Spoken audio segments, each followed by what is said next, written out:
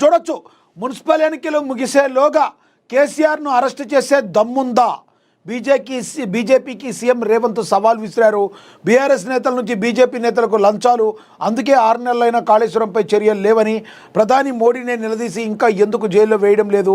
మరి రాష్ట్ర సంపదను దోచుకున్న వారిని వదిలేదే లేదు. మోడీ పట్టాలమంతా వచ్చిన బీజేపీకి ఒక్క మున్సిపాలిటీ కూడా రాదు అని చెప్పి మరి ముఖ్యమంత్రి రేవంత్ రెడ్డి కొంత ఘాటుగా వ్యాఖ్యానించడం అయితే జరిగింది. నన్ను కలవాలంటే నో అపాయింట్మెంట్. 10 ఏళ్లలో రాష్ట్రానికి బీఆర్ఎస్, 12 ఏళ్లలో దేశానికి బీజేపీ చేసిన దానికంటే తాను 2.5 ఏళ్లలో ఎక్కువ చేశామన్నారు. 70,000 మందికి ఉద్యోగాలు ఇచ్చామని చెప్పారు. ఇందులో ఎవరికైనా అనుమానం ఉంటే ఎల్బీ స్టేడియానికి రావాలని అక్కడే వివరంగా చెబుతానని సవాల్ విసిరారు.